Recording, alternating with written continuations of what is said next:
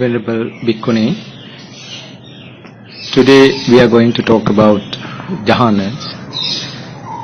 Then my first question is, what is Jhana? Yes, Jhana is a very well-known term in Buddhism. A lot of people are aware of the term, and yet I doubt if a lot of people have a proper understanding about this practice and also the importance of it. This Jhana is a practice of practicing or controlling your concentration or stillness of mind.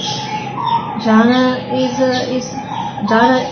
are several steps of concentration, several stages of concentration, through which you are progressively fine-tuning your mind, fine-tuning your concentration.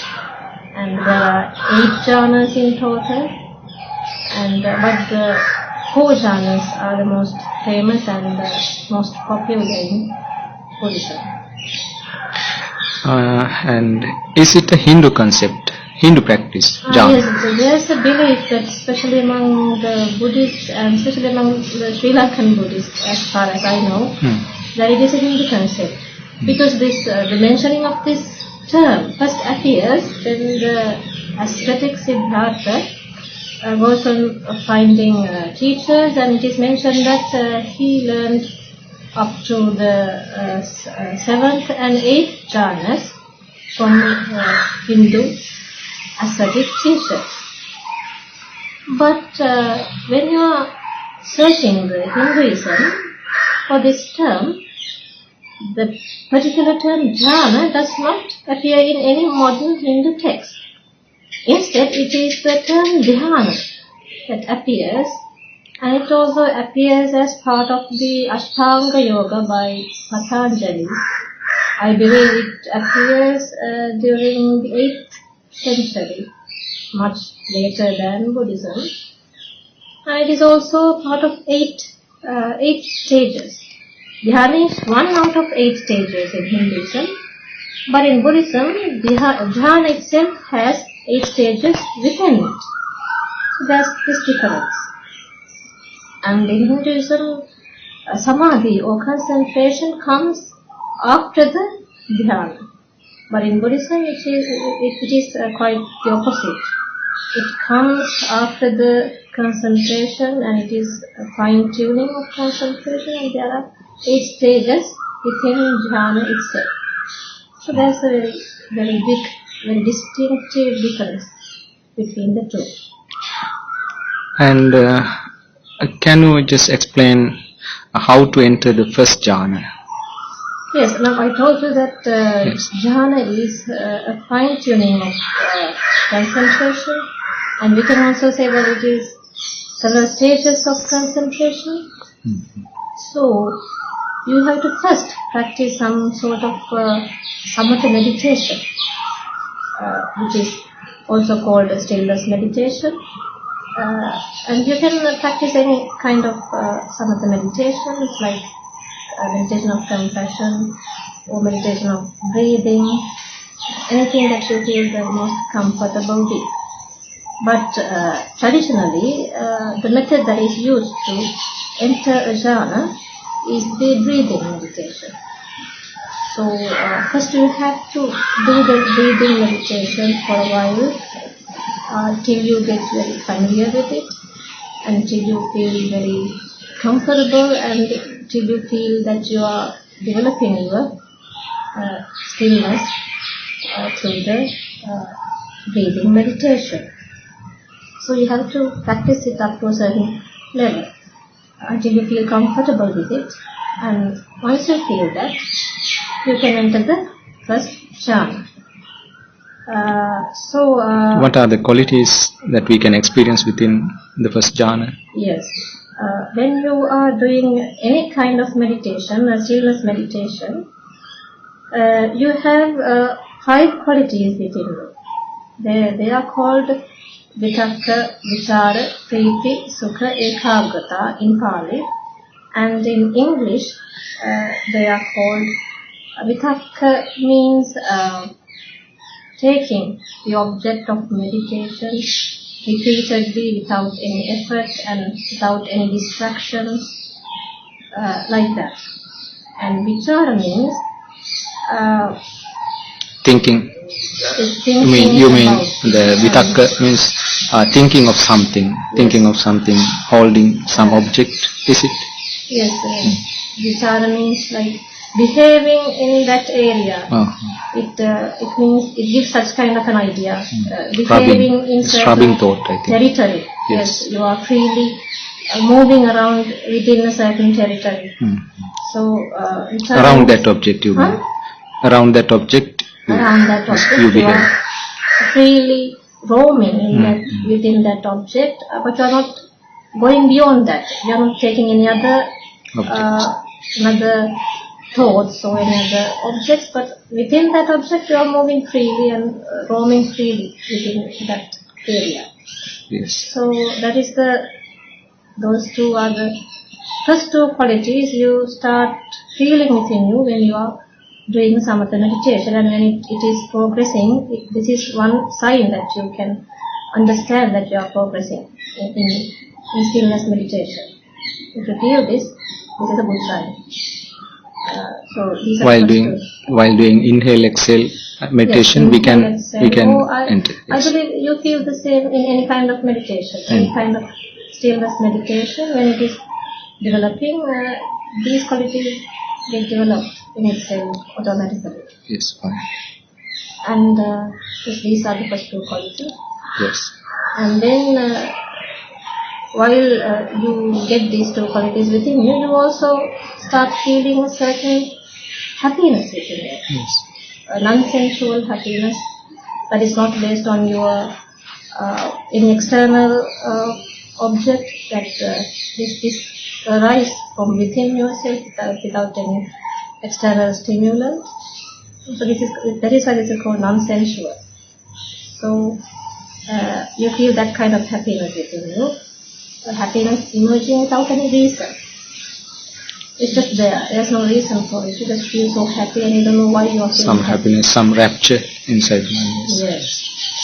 So this is also a quality that emerges when you are practicing samatha meditation very well. And the third quality is sukha, or lightness, or comfort. You start feeling very light and very comfortable, and yes, a very comfortable feeling, like you are both bodily and mental. Is it both bodily comfort and mental? You start feeling mentally, but you know that you can't separate body and mind like that. What you think is you are what you think. So you also feel bodily lightness. Yes, you cannot. It means that comfort is related to body as well as the mind. Yes, both. Yes. Because what you feel also becomes your body. Right? Yes, right. It becomes a body within. Fine. So, for example, now when you are dreaming, you are experiencing everything mentally, but can you distinguish it? Like you feel that you are feeling those things bodily, but it's not. You are not feeling it bodily, but you feel as if you are feeling it physically. So it's very hard to distinguish between body and mind. You cannot separate it. What is mind? What it is the body. What is body is the mind. Mind cannot exist without the body. But we should understand that the quality is mind-made, is it? Yes, mind-made qualities and based on the mind, dependent on the mind. Yes, yes, but it also becomes your body. Like yes, it also becomes your body. You are what you think. Yes. You cannot separate yourself from what you feel. The fourth quality. That is the third one, lightness. And yes. Sometimes you may feel that you are floating, that you are floating from above and you are going upwards. And sometimes people may get scared But they will actually bodily feel it, yes. They will feel it very much physically. And they will get scared sometimes. Too much lightness. There's too much lightness, and they are floating up above the sky, and various emotions that they may feel. So, but all these are mental, but you may feel that it is physical as well because of the powerfulness of that mental emotion. So you should not worry when you feel like that. It's just a sign that your meditation is going in the right direction and it's developing within you. And the fourth one, this fourth stage, is upekha ekagrata. And upekha means one-pointedness, which means that you don't feel anything else but the one object you are thinking. You don't get various thoughts, but only one thought you get, the object of meditation. And your mind is not distracted, it is very calm and still and one-pointed. And that is ekagrata. And upeksha is indifference. Indifference means that you are neutral. You are not reacting to any emotion you get. Whatever emotion you feel, you don't react to it. You stay the same. So that is called upekha or indifference, neutrality. Yes. So those are the four or five qualities that you develop within you when you are doing any kind of samatha meditation. And when you are entering jhana, what you do is that you take each quality and keep concentrating on it. And as long as you concentrate on it, you stay in that particular jhana and you stay experiencing that particular emotion.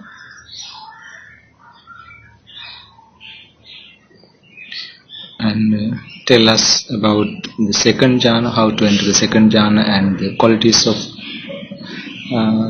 that second jhana. Yes, now I told you that when you are doing a samatha meditation, you start feeling 5 emotions. And when you start feeling those 5 emotions... Is it kind of emotion or rather a feeling? Feeling experience. Feelings, more like feelings. Sensations. Sensation. Yeah. So when you start feeling those 5 feelings all together, you as start a whole, feeling them all together. Yes, we cannot separate. Mixed up together. That means you have to separate each emotion one by one. And that is what you do in jhana. That is what you do in entering the jhana. And the most is it done through wisdom or insight, that separation, because they are interconnected, I think. Yes, interconnected, and you do it according to the most prominent feeling we get. Yes, then we can distinguish it. We can distinguish because out of all 5, vitakka vichara is becomes the most prominent at first. They are the most coarse emotions, coarse feelings. They are coarser than the others. The others are more sublime. So the coarse ones you feel much heavier than the others. So you first start concentrating on those 2 objects, vitakka vichara. Now at this stage we have to stop doing the stillness meditation, for example breathing meditation, and you have to start concentrating on these 2 qualities of your mind. Now when you start concentrating on these, you enter the first jhana. And you have to keep concentrating or reminding of reciting these 2 qualities, and as long as you keep reciting it, you are staying on the first jhana. You are holding yourself in that stage. So you can stay in this jhana, feeling that sensation, feeling that emotion, which is a very different emotion. that you keep repeatedly getting the object of meditation, so it is a very beautiful feeling. So you have to keep enjoying it. And as long as you keep enjoying it, you are going to stay in the first jhana. That means the rapture within that first jhana, the rapture to arise, that thinking and pondering thought, the vitakka vichara are most helpful, you mean? Yes, they are the most They are cause, and they are more helpful for the rest qualities to arise. Yes. Yes. When you keep concentrating on those two, after a while, the other qualities start emerging from within. Then what would happen if we stop thinking and pondering? That means vitakka and vichara. If we stop, all of a sudden, what will happen? When you stop pondering on it, the other emotions start getting more prominent. Because will they disappear? Because the rapture and the other qualities are dependent on the first two. So if we just stopped without practicing more and more? Yes, it can happen, but now at this stage, all the 5 qualities are there. Yes. Vitakka vichara, and there is also priti, there is also sukha, there is also ekagrata. So when you stop thinking about priti, sukha, when you stop pondering over vitakka vichara, the next emotion may arise itself, priti, or perhaps it can also happen that everything goes down.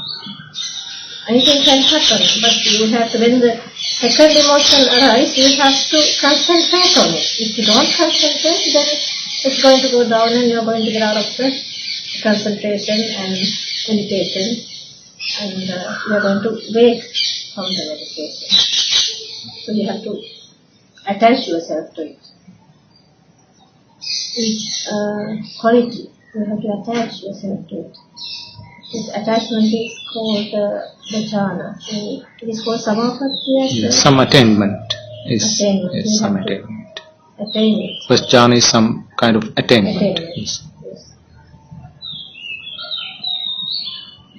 Yes, thank you. And my next question is about second jhana. And what are the qualities of second jhana? How can we enter the second jhana? Please tell us something about it. Yes, now in the first jhana you are pondering over vitakka vichara, which means you are taking the object of meditation repeatedly and you are pondering over it. And when you keep doing this for a while, some kind of happiness is going to arise from within you. Some happiness that has no reason, and it develops from within yourself. There's no reason for that. It's a separate feeling from everything else. It's something on its own. So when you start feeling this happiness, non-sensual happiness, you can stop pondering over the vitakka vichara, and then you can now start concentrating on the happiness. Only happiness. Not only happiness, but you can also think about the other emotions as well, like sukha, ekagrata as well, but you are giving the prominence to happiness. So, then, as long as you keep the practicing capacity, yes. How does it influence? Because a beginner could try to enter the second jhana all of a sudden, but the practicing capacity, doesn't it influence someone? Yes, you have to feel it from within you. You cannot force yourself to feel happiness, can you? Yes. You cannot feel the happiness forcefully. It has to come from within. So you must know when it arises within you, and if it doesn't, you will have to keep practicing the first jhana until you feel this happiness. That means without practicing the first jhana for a long time, you cannot enter the second jhana without practicing the first. But you cannot How can specifically say it will take a long time for everyone. Yes. Sometimes it may take a very short while for some people. It may depend upon your quality of your mind and your characteristics and your personality and your past experiences.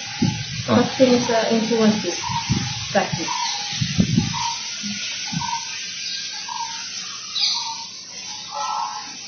Yes. Tell us about the second jhana. Second jhana. Once you have stopped thinking about the first two qualities, then you are going to concentrate on the happiness, and as long as you keep focusing on happiness, so you are going to stay in the second jhana. So you are going to feel an extreme happiness. Some people say that they feel a very powerful happiness, that unbearable happiness. So it may change from person to person. Some people may feel a light happiness, and some people may feel a strong happiness. But whatever it is, you are in the second jhana as long as you keep concentrating on happiness. So you can stay in it as long as you like in that stage. So you are holding yourself in a certain stage without letting yourself go beyond that. You are holding yourself as long as you like it. So this is very important. This needs a lot of self-restraint, and it gives you a lot of practice of self-restraint and self-control. So it is very important. Then in second jhana, when you are in second jhana, the thinking and pondering, or the vitakka vichara, those thoughts are no more. No longer there. No longer there, because you gave it up. You give it up. You give up thinking about it, pondering. Is it a gradual disappearance? Not gradual. Is it a gradual?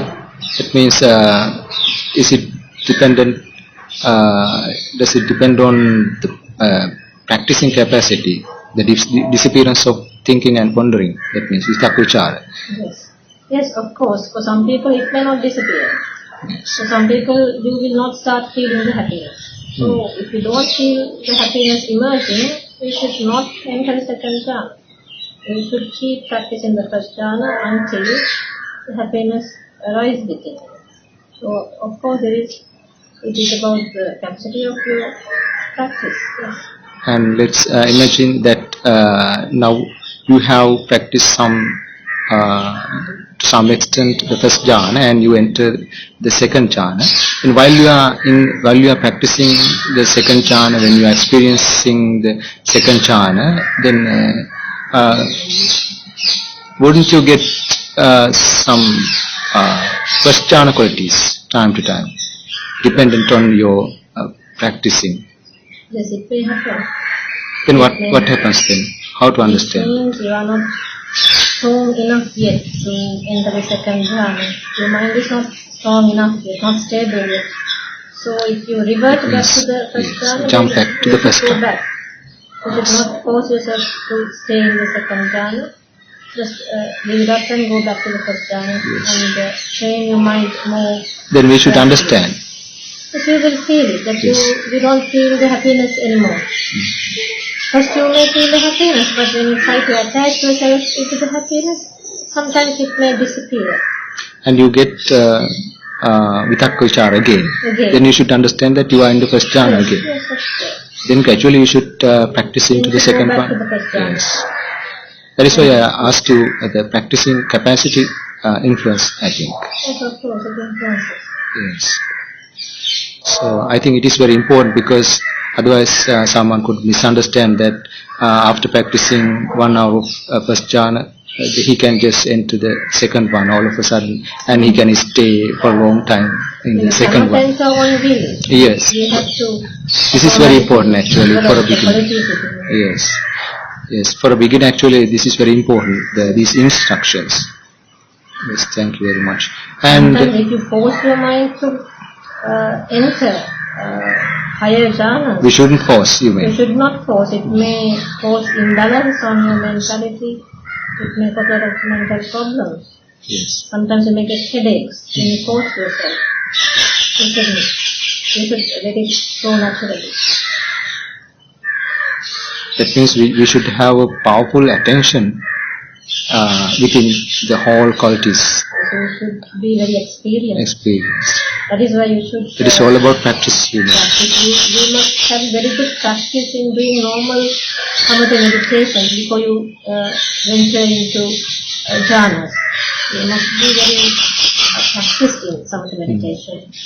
Yes, you must be kind of an expert Yes. in samatha meditation. Yes, actually, for a beginner, this is very important because just because he knows the qualities of the fourth jhana and third jhana and all the jhanas, he cannot. Knowing is different and experiencing it is different. Yes. You can know anything, but experiencing, you can know about death, but experiencing the death is different. Yes. So you have to experience it. And my next question is, what are the qualities that we can experience within third jhana and how to enter the third jhana? Yes. Now in the second jhana you were thinking about happiness.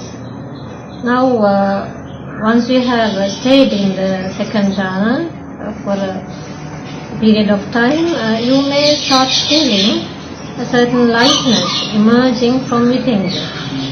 Now when you feel that lightness, it is the time for you to move on to the third jhana. Now to move on to third jhana, you have to stop thinking about the happiness and you have to start concentrating about the lightness. Once you start concentrating upon it, you are moving on to the third jhana. And when you keep repeating or reminding yourself of that particular quality, and as long as you keep reminding, you are going to be in the third jhana, in that particular state. So this is some kind of an attachment. You are attaching yourself to the lightness. You are embracing it and you are enjoying it. You are roaming in it. You are trying to stay in that state. So you will feel a lightness, and some people may feel as if floating, and sometimes they may feel like leaving their bodies and moving upwards. You may get various sensations, but you should not be worried about it, because these are just signs of your meditation going in the right direction. So you should not worry about it, and you should keep thinking about the lightness you feel, concentrating on the lightness, and then you will stay in the third jhana. In third jhana, sukha and ekagata.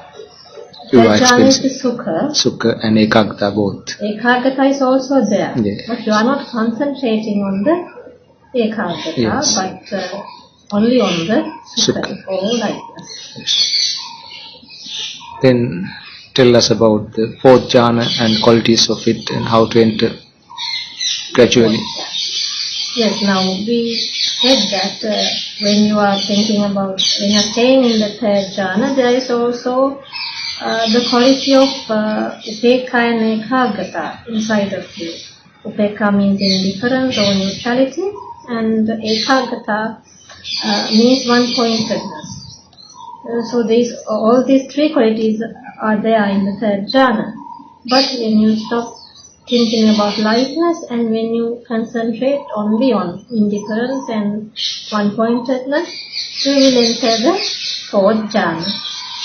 And once you have entered it, you have to keep thinking about, pondering over those two emotions, and you have to embrace it, you have to attach yourself to it, and as long as you keep thinking about those two qualities, you will stay in the fourth jhana. It means when you enter the fourth jhana, then you feel that the other qualities, the early disappeared qualities are more coarse. Yes. And this is the most fine state. These are fine, and so that means when you climb upwards in the jhana, the higher jhanas are getting increasingly finer. They are finer sensations or feelings. Yes. That means you wouldn't like. That means you wouldn't like to get back to early stages. Get back, but sometimes you may fall. Yes, inadvertently fall back. Yes. And when it happens, you have to go back. You should not force yourself to stay in the particular jhana because your mind. If you jump back to the early state, what should we do? If your mind goes back, then you should go back. If it not goes, then practice again. Yes, you have to go into the previous jhana and you should keep practicing it until you can stay in it for as long as you like. Yes. Then again you can come into the fourth jhana. Next jhana. When you feel like that you have mastered it. Yes. You have to become a master. You have to become a master. When you are very comfortable with it, when you are very sure of it, then you can move on to the next jhana. Yes. Then what is the importance of this jhana and what are the benefits that we can have? When you are doing the jhanas, you are training your mind. You are training your mind to stay in various stages of concentration for as long as you like. So this is some kind of a taming your mind. This requires a lot of self-restraint. And when you practice the jhana, it gives a lot of self-restraint, a lot of control over your mind. Because sometimes when you are doing stillness meditation or samatha meditation, your samadhi or stillness can develop out of hand. You can develop it all of a sudden. You can get into a very high stillness all of a sudden. And it can go out of hand, out of control. And these kind of bouts of stillness can make your mind imbalanced. And it can cause certain mental problems as well. Because these are sudden bouts of concentration. You have no control over it. And that is why the practicing of jhana is very important. Because you are practicing stage by stage, level by level. You are not going all over all of a sudden. Just step by step you are training your mind. This is like controlling the speed of a car or a vehicle. When you don't have control over the speed of a vehicle, you can just go ahead and hit somewhere. You are hitting it somewhere. Sooner or later it may happen. Just like that, you have to control the speed of your mind. And in the jhana, through the jhanas, you are controlling the speed of your mind. And also that you are controlling your attachment. Because when you are feeling several emotions together, you are training yourself to attach yourself into only one. And when you want to go to the second jhana, you have to give up the attachment to the first jhana. You have to practice detachment. Because if you want to enter the second jhana, you have to detach yourself from the first jhana. So it is like detaching and attaching, and then again detaching and then attaching. So it gives you a very good training of self-restraining. And that is one benefit. You can control your mind that way. And the next benefit is that you are developing mental abilities. These are called abhijna in Buddhism. And various mental abilities. Like psychic powers. Like reading others' minds and looking into past lives, looking into future lives, and communicating with paranormal beings, astral beings. Deities. This is called clairvoyance and clairaudience. So you can develop these kind of abilities while you are in the fourth jhana. Fourth jhana acts the base for all abhijna or supernatural abilities. And only developing these jhanas, is it enough, or should we develop wisdom along with it?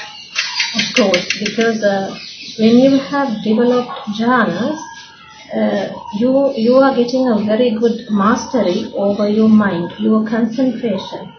And as a result, you may get various mental abilities, as I said before. And when you develop these abilities and develop this mastery, You may feel an overconfidence in yourself. You can get attached to it too much. So it is a must when you are practicing jhanas. You must end the practicing session with vipassana meditation at the end.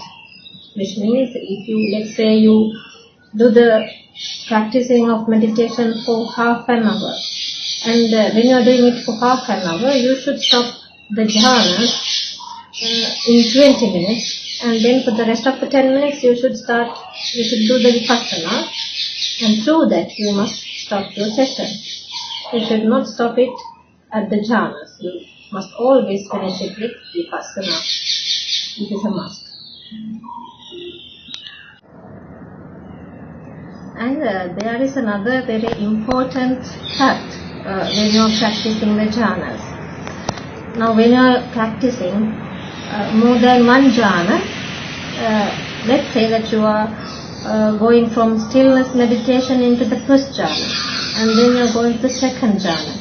And let's say that you want to stop the session from the second jhana, you should never stop it at the second jhana. You have to go back, you have to reverse your practice, and then you have to go down to the first jhana, and then again down to the stillness meditation, and then stop from there. It means mentally you jump back to the first one. Yes, you are mentally going back. Before stand up. Before standing up. From the meditation, you have to go back one by one in the exact order. Yes. Otherwise we could get mental disorders. Yes, because you have trained your mind you have elevated your mind to a certain stage of very fine emotion. So at this stage your mind is separated from your body. And when this happens, if you try to wake up, you try to stand up, your mind and body is not connected very much to each other. So it may cause various problems. You may get a dizziness, you may get headaches, you may get various discomforts. So you have to go down to this normal state. It could influence your nervous system, I think. Of course, no one can say for certain what will happen, what will be the side effects. Yes. So you have if you enter, that means if you enter the second or third or the fourth jhana gradually, in a gradual way you should come back. Climb down. Yes, how you went there, then gradually you should come back. Not all of a sudden. Because if you are climbing up a ladder, you cannot jump down from the ladder, from the top of the ladder. You will break your leg or your arm or your neck. You have to climb down the ladder. Yes. You cannot jump from the top. So it is very important actually for beginners, and actually it is very important for the practices. Yes. And another important thing is that you have to climb down, and then you have to do vipassana. After climbing down, you have to do vipassana as well. But again, you can stop from a certain jhana. Let's say you climbed up to the fourth jhana, you can stop from there if you do the vipassana. Because when you do vipassana, you just give up all the jhanas, and then you come to the presence. Vipassana is presence of mind. You come to the present. So you can stop if you do the vipassana. But without doing vipassana, if you want to stop, you have to climb down. Yes. It is clear now. Thank you very much.